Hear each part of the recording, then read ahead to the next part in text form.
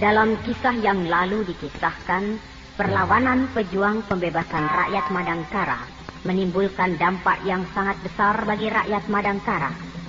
Setiap hari datang berbondong-bondong rakyat ke Kadipaten Singkur untuk menyatakan diri, bergabung dan tunduk di bawah Persatuan Perjuangan Pembebasan Rakyat Madangkara yang dipimpin oleh Brahma.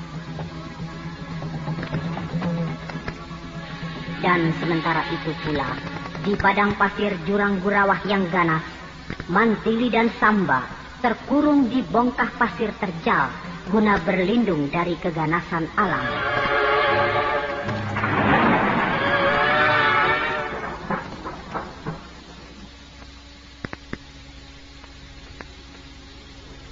Satu hari penuh hujan tidak berhenti, dan sekarang sudah hampir malam. Udara terasa sangat dingin. Mantili, kuatkan hatimu, Mantili. Perjalanan kita sudah dekat. Bila hujan berhenti, kita lanjutkan perjalanan. Dan besok sudah sampai di Gunung Wangsit. Iya. Peluklah aku, Samba. Iya. Sepanjang hari aku terus-menerus memelukmu. Sayang, aku bukan pendekar yang bisa menyalurkan hawa panas ke tubuhmu. Aku seorang pendekar. Tapi lihatlah, aku tidak berdaya melawan penyakit. Kata ayahku, bagaimanapun saktinya manusia, gagahnya seorang jagoan tidak mempan dibacok, dipanah, ditombak, atau digadah. Dikeroyok 10 orang dia tetap menang. Tapi bila diserang sakit kepala, dia mengadu-adu, mengerang sambil memijit-mijit kepalanya. Ya, penyakit lebih sakti dari jagoan yang paling sakti. Ya, ayahmu benar.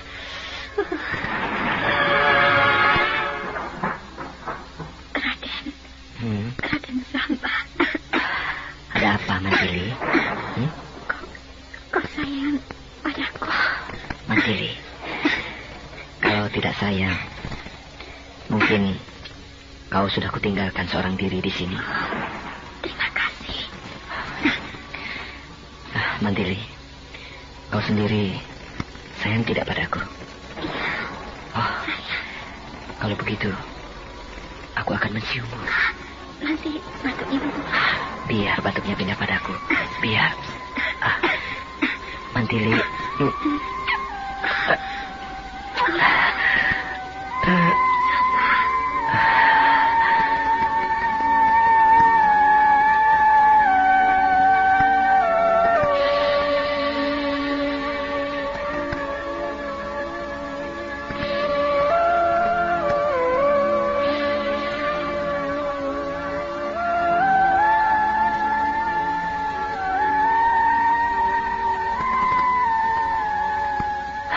Hujan sudah berhenti, Mantili.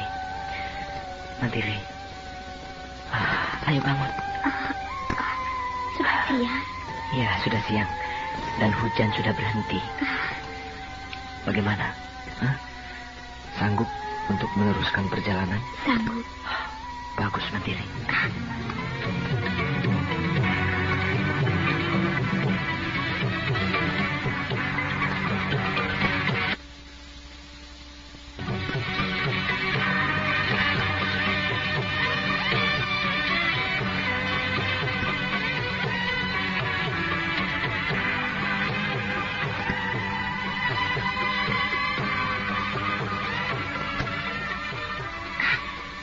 Gunung Wangsit.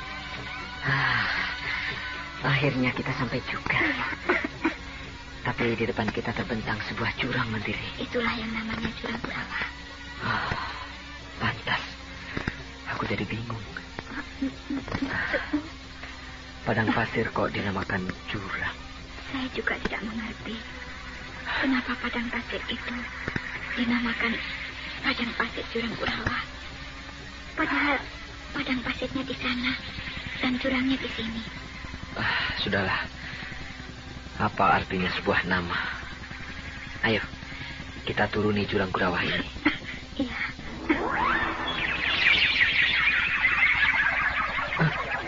Suara apa itu? Awas, ada serangan. Serangan? Iya, serangan gelap yang dilancarkan dari jarak jauh.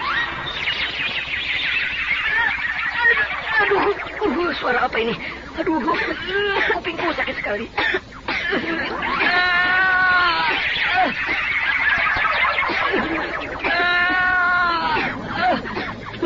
Gila. Suara apa sih ini? Telingaku rasanya mau pecah.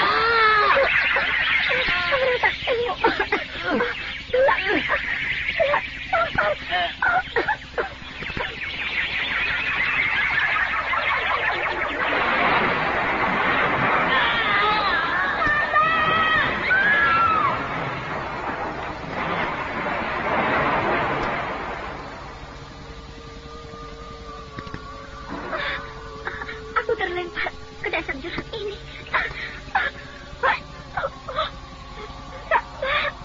Terlempar ke dalam jurang. Bagaimana nasib Samba? Aku harus mencari Samba. Dia pasti luka parah. Tapi badanku sakit semuanya. Lemas sekali tubuhku. Aku tidak kuat. Aku tidak bisa berdiri. Mantili! Itu dia. Mantili! Samba selamat. Mantili! Di sini.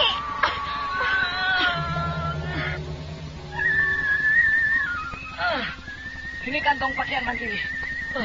Pasti dia tidak jauh dari sini. Di sini. Mantili! Aku di sini. Samba kekasihku. Mantili! Mantili. Oh, Mantili. Mantili. Syukurlah kau tidak apa-apa, Mantili. Kau juga selamat. Aku terlempar ke dalam jurang. Untung nyangkut di pohon. Pakaianku sampai compang-camping begini, lihat.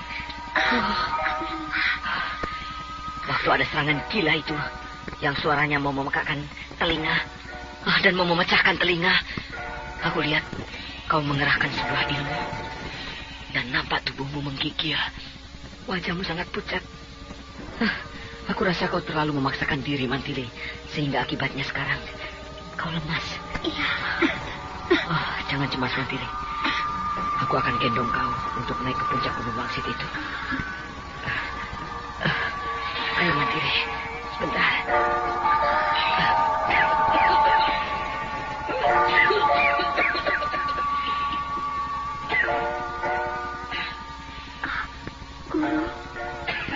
Guru.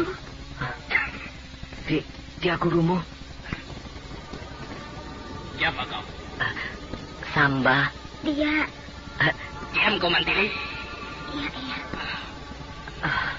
Kau hebat, anak muda. Tapi kau pembohong. Pembohong? Kau bicara nyangkut di pohon. Padahal kau terpental membentur dinding batu karang. Lalu terbanting-banting ke dasar jurang.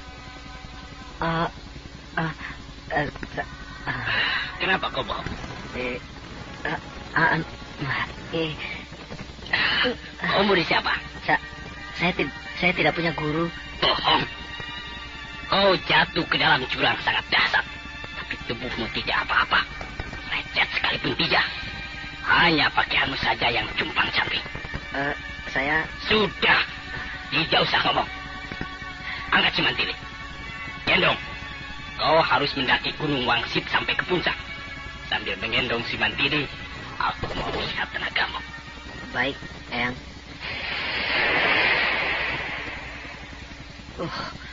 Bukan main gurumu itu. Sekejap mata dia sudah lenyap. Samba, kenapa kau berbohong padaku? Bohong apa, Mantili? Kau seorang Dikjaya. Tidak, Mantili. Guruku Eyang Panembahan di Star Irawa. Seorang yang sidik paningah. Dia sudah mumpuni. Jadi kata-katanya pasti benar. Pergilah Raden Samba. Tinggalkan aku. Kenapa kau mengusirku, Mantili? Tinggalkan aku. Biarkan aku mati di sini. Mantili? Mati dengan penuh kekecewaan. Karena orang yang paling aku sayangi tidak mau berterus terang.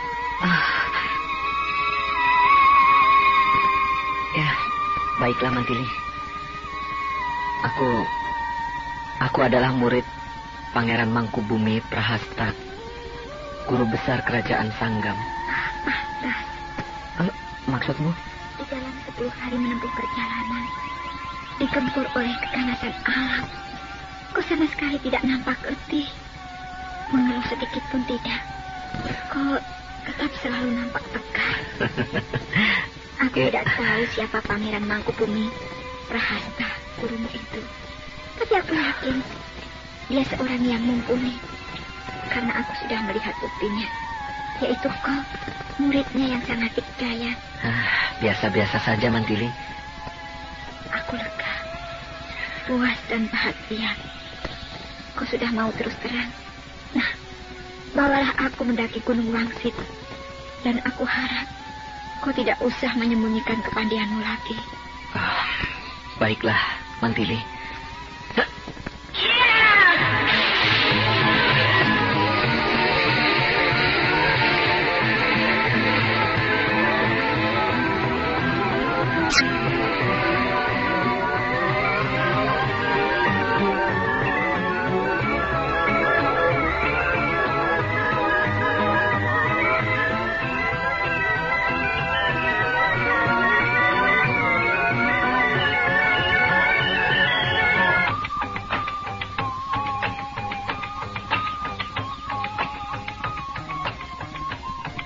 Berhenti, Samba. Kita sudah sampai. Iya. Perjalanan dari kaki gunung sampai ke puncak ini 1 hari penuh. Tapi kau hanya beberapa saat saja sudah tiba. Coba dari kemarin-kemarin kau tidak menyembunyikan ilmu kedikdayaanmu. Tentu kita akan cepat sampai. Tidak enak, Mantili. Maksudmu? Melakukan perjalanan dengan seorang gadis cantik. Tidak enak kalau cuma sebentar. Sebaliknya, makin lama, makin asik, Mantili. Dasar.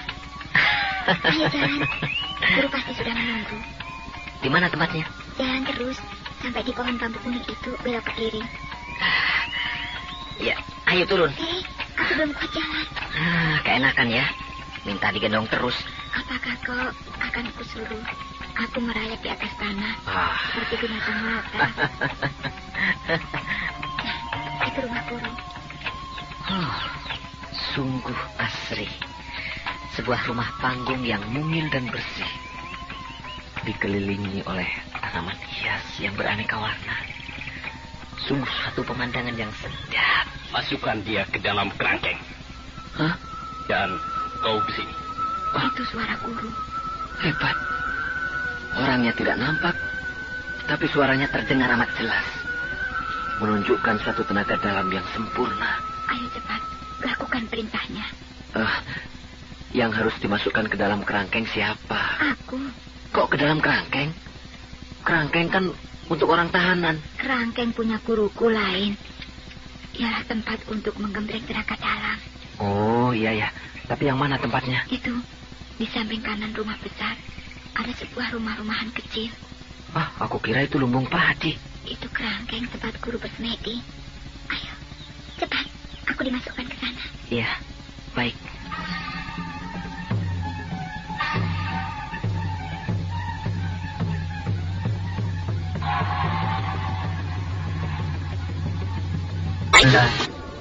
Baik, Eyang. Bagaimana kabarnya dengan sikat iblis? Eyang tahu siapa guru saya? Aku melihat sekilas. Kedua telapak kakimu hitam. Tidak ada manusia yang memiliki telapak kaki hitam. Kecuali si kaki iblis. Kalau ada lain orang, pasti dia muridnya. Eyang sungguh awas. Saya memang murid Pangeran Mangkubumi Prahasta yang bergelar si kaki iblis. Dia adalah musuhku, temanku, dan saudaraku. Benarkah, Eyang? Aku dan dia teman sejak kecil. Sering berkelahi, lalu mengembara bersama. Setelah tua, kami berpisah. Aku lebih suka tinggal di alam bebas. Dia memilih tinggal di keraton, jadi menggede. Saya merasa bahagia sekali bahwa Eyang Dester Birawa merupakan dua serangkai dengan guru saya, Pangeran Mangkubumi. Nih. Surat apa ini, Eyang? Itu bukan surat. Anak toloh. Oh, jadi? Petunjuk. Petunjuk? Ya. Dalam waktu 2 hari, kau harus sudah menguasainya dengan sempurna. Iya, baik, Eyang. Baik. Sudah, sana pergi. Ya, baik, Eyang.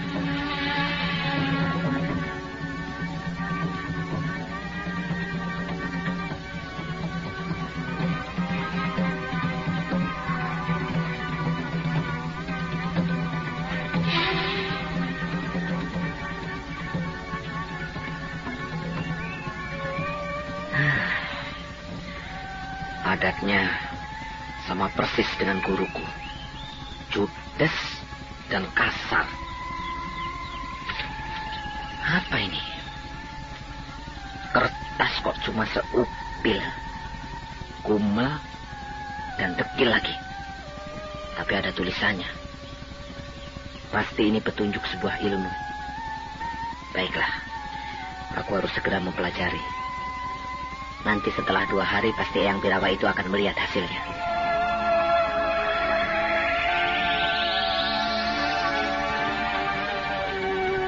Nah, dia sudah pergi. Pasti ke Kerangkeng. Mau mengobati Mantili. Ya, segera aku pelajari petunjuk singkat ini.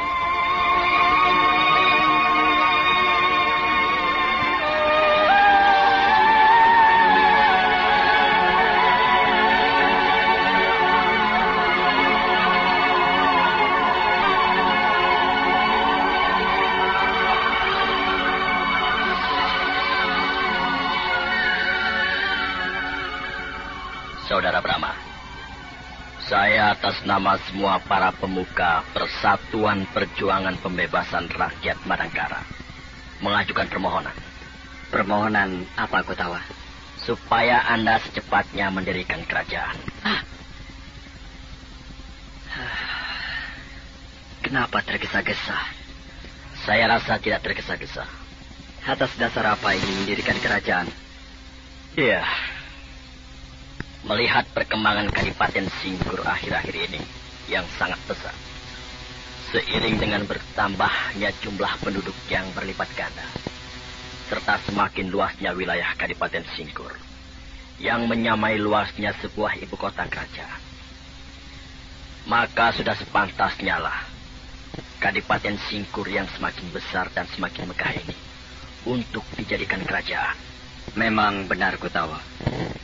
Melihat Kadipaten Singkur ini semakin besar dan semakin megah, tidak cocok lagi untuk disebut Kadipaten. Akan tetapi untuk mendirikan sebuah kerajaan, tidaklah semudah itu. Saya pun menyadari, masih banyak syarat-syarat lain yang harus dipenuhi. Akan tetapi harus kita ingat, bahwa tujuan kita yang utama adalah kemenangan dari sebuah perjuangan, yaitu menumbuhkan rasa kebanggaan dan menaikkan moral semangat perjuangan bagi rakyat kita. Sekaligus memberikan pukulan moral bagi para musuh kita, yaitu Kerajaan Kuntala. Nah, kalau itu yang dijadikan dasar alasan, aku bisa terima. Tapi perlu diingat, Kerajaan Kuntala adalah kerajaan besar. Dia akan mengerti apa maunya kita dengan mendirikan sebuah kerajaan. Dan mereka akan tertawa sinis melihat kita si kecil yang congkak. Bahkan mungkin pula kerajaan-kerajaan lain akan pula mentertawakan kita.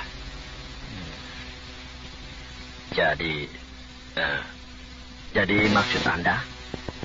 Kita memang bangga bisa punya kerajaan sendiri. Akan tetapi kebanggaan itu akan berlipat ganda bila mana kita berhasil merebut kerajaan Madangkara dari tangan penjajah. Apalagi bagi rakyat, mereka akan memuji dan menyanjung kita setinggi langit. Mereka bangga memiliki pejuang-pejuang kemerdekaan yang berhasil merebut kembali milik kita dan mengusir penjajah dari tanah air mereka. Mereka akan lebih merasa bahagia karena mereka sudah mempunyai rasa ikut memiliki terhadap kerajaan Madangkara, negeri leluhur mereka. Nah, Hal itu jauh lebih baik daripada mendirikan kerajaan baru, bukan? Iya. Iya. Saya mengerti sekarang.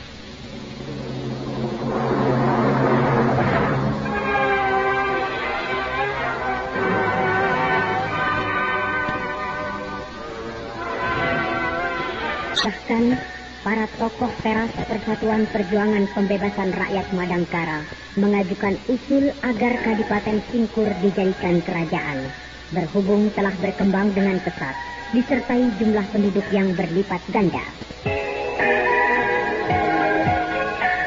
Namun berkat kebijaksanaan Brahma, maka hal tersebut bisa ditangguhkan dengan melihat bahwa yang lebih penting ialah membebaskan tanah air daripada mendirikan kerajaan baru.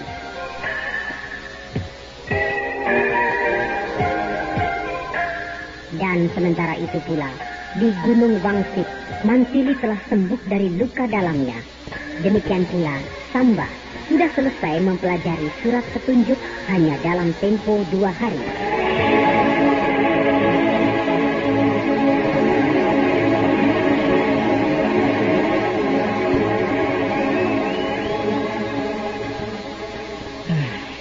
Enak benar aku tidur tadi malam.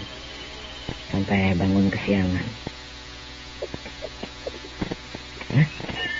Suara apa itu? Wah, kedengarannya di sebelah sana, di balik tanjakan itu. Coba aku lihat. Nah, sendiri. Oh, dia sudah latihan. Oh, kalau begitu dia sudah sembuh. Wah, hebat. Permainan cambukmu hebat sekali, Mantili. Sekedar melemaskan otot-otot yang beku beberapa hari karena luka dalam. Oh, berarti kau sudah sembuh, Mantili. Sembuh sama sekali.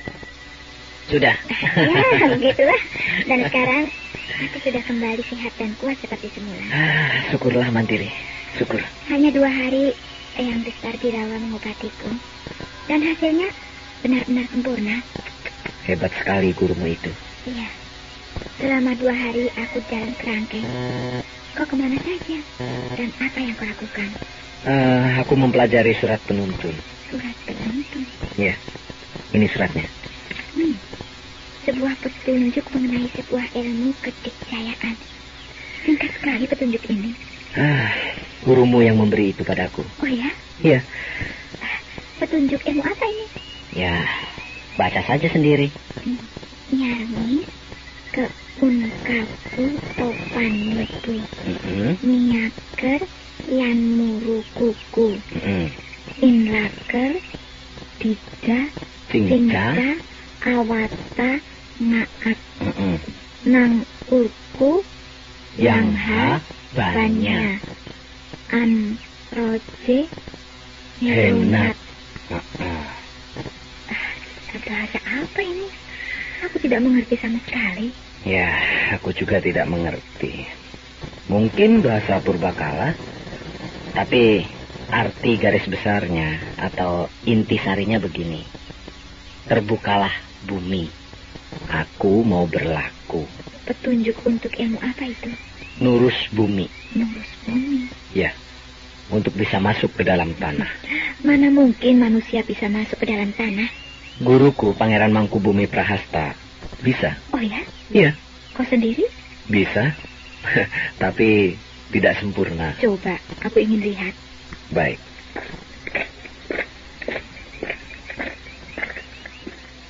Perhatikan ya. Iya.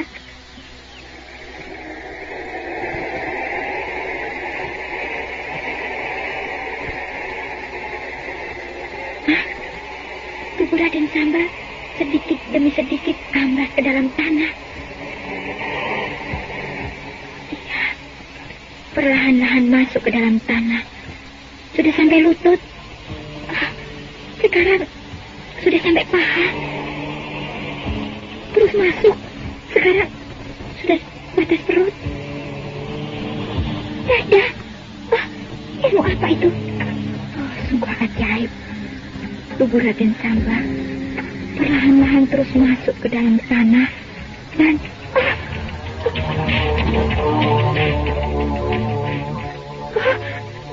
kiri tubuhnya amblas ke dalam tanah. Dia sudah hilang, lenyap di telan bumi. Samba, Samba, Raden Samba, Samba, Samba. Itu dia. Kepalanya kelihatan di dalam tanah.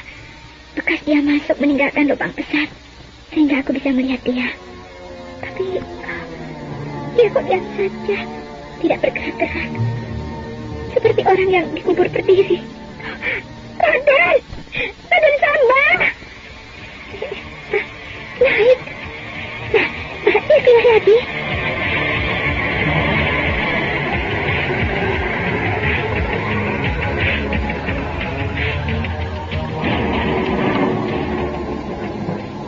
Nah, Mantili, bagaimana?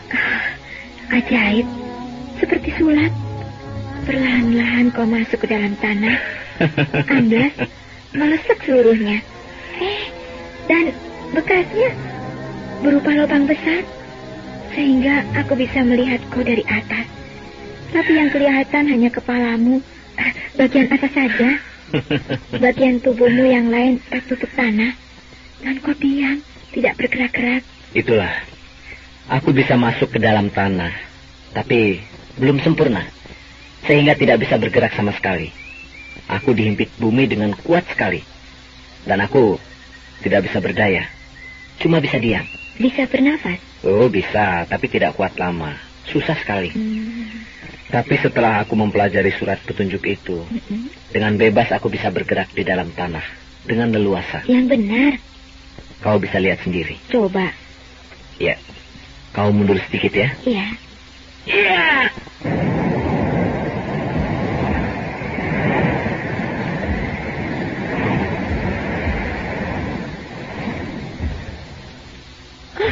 Secepat kilat, Samba masuk lenyap di dasar bumi.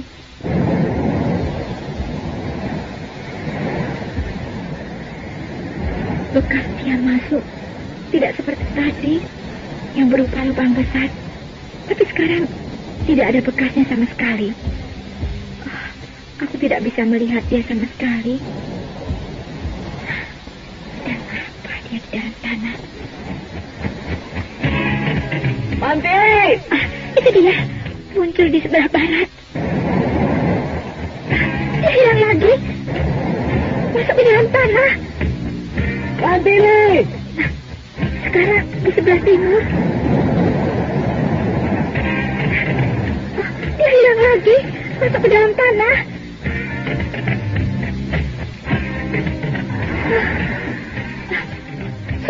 Sudah, aku percaya. Sudah, Samba, aku percaya. Kau bisa ngurus bumi.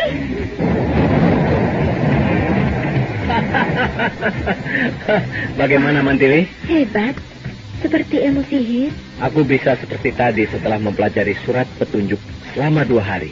Menakjubkan. Belajar ilmu cuma 2 hari. Ya, sebab sebenarnya aku sudah bisa. Tapi kurang sempurna, tinggal sedikit lagi. Aku kira untuk menyempurnakannya memerlukan waktu lama. Tidak taunya cuma 2 hari. Dulu kau bukannya kurang sempurna, tapi hampir sempurna. Sehingga ketika diberi petunjuk, maka cuma 2 hari. Sempurnalah ilmu nurus bumi yang kau kuasai itu. Ya, itu semua berkat jasa gurumu yang murah hati memberikan surat petunjuk padaku. Apakah nanti gurumu tidak akan tersinggung bahwa kau muridnya disempurnakan oleh guru yang lain? Aku kira tidak. Sebab antara guruku dan gurumu ada tali hubungan yang sangat erat. Oh ya? Iya. Gurumu dan guruku teman sepermainan sejak kecil. Kok bisa begitu? Loh, maksudmu apa? Gurumu adalah seorang keturunan bangsawan Tulen, putra seorang pangeran. Dan sekarang pun beliau bergelar Pangeran Mangkubumi. Tapi guruku seorang petualang, berkelana dari satu tempat ke tempat yang lain.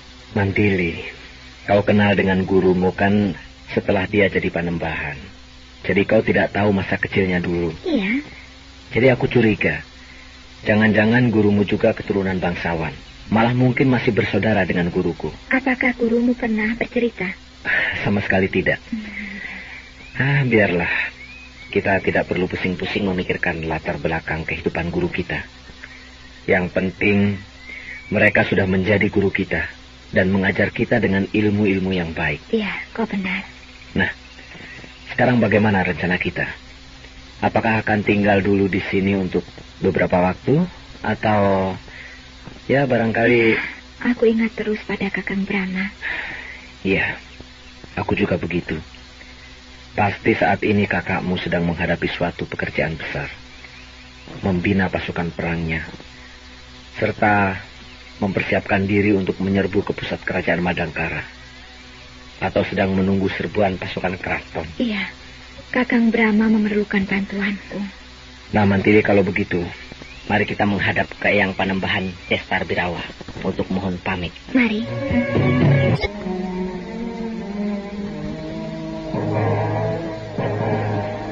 Daulat Kanjeng Tumenggung Gardika. Ada kapal perkembangan baru, Senopati Kendala? Ada, Kanjeng. Apa itu? Keadaan semakin genting. Maksudmu? Rakyat dari pelbagai desa berbondong-bondong pergi ke Kadipaten Singkur. Mau apa? Mau bergabung dengan pemberontak. Hah? Para penduduk menyatakan tunduk kepada Brahma, si pemimpin pemberontak itu. Rakyat bodoh. Mereka bukan hanya untuk menjadi anggota pasukan pemberontak, tapi lebih dari itu. Tua muda, laki perempuan berarak-arakan membawa barang-barang milik mereka, seperti rombongan pengungsi. Apa maunya? Mereka ingin menjadi rakyat Kadipaten Singkur. Pander.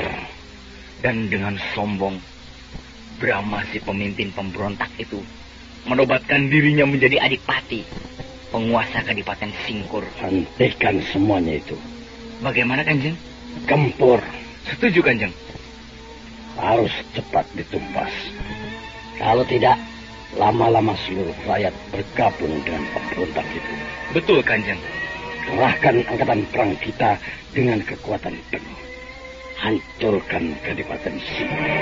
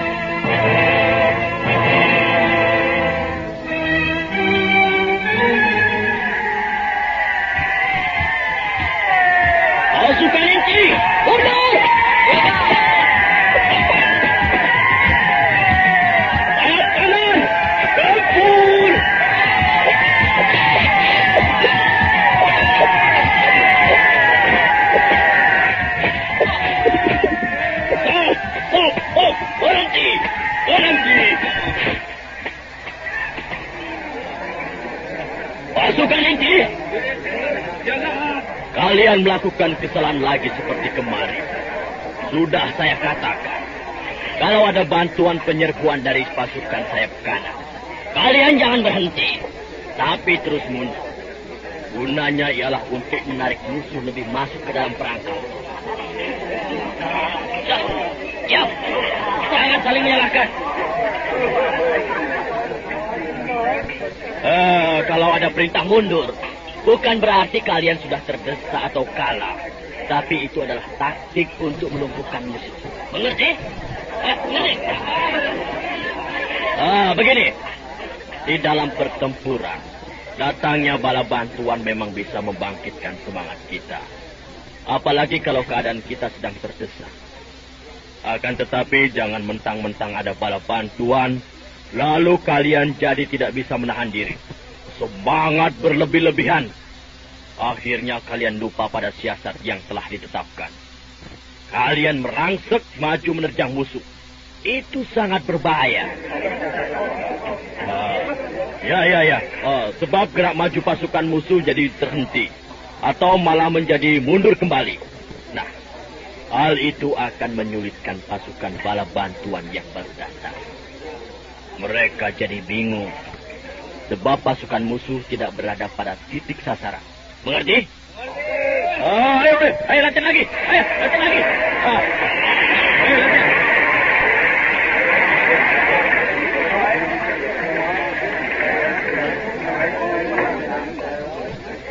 Kau sabar sekali, Kutawa. Kau, Brahma. Kau sabar dan tekun melatih mereka. Iya. Aku hampir kewalahan. Kepalaku bisa botak. Ruwet melatih pasukan perang yang terdiri dari sukarelawan itu. Ya, maklumlah. Mereka berasal dari penduduk biasa.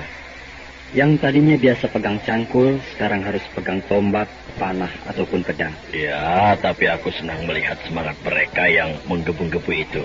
Ya, semangat itu yang harus kita pelihara.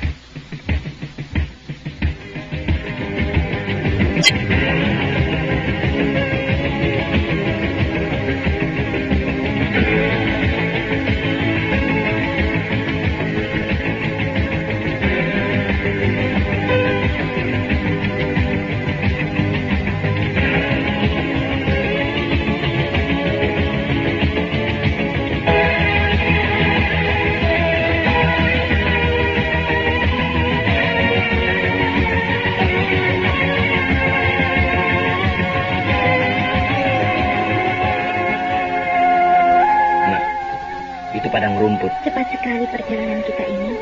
Dari Gunung Wangsit sampai ke padang rumput itu biasanya ditempuh dalam waktu 5 hari. Tapi kita cuma 2 hari. Bagus kan? Berarti lebih cepat 3 hari. Soalnya kita mempergunakan ilmu lari cepat. Kok tertawa sendiri? Apa yang lucu? Di padang rumput itulah kau menjadi bayi. Menjadi bayi? Iya. Kau menggigil, demam, dan tidak berdaya. Waktu itu kan aku sedang sakit. Kasihan sekali waktu itu padamu. Kau nampak tidak berdaya dalam pelukanku. Kalau aku tidak sakit, mana mau aku dipeluk oleh kamu. Oh iya? Iya. Wah, nyindir nih. Ayo kita menginap lagi di padang rumput itu. Untuk apa? Ya, siapa tahu kau sakit lagi dan kau minta dipeluk lagi. Kalau tidak menginap di padang rumput itu, mau di mana lagi coba?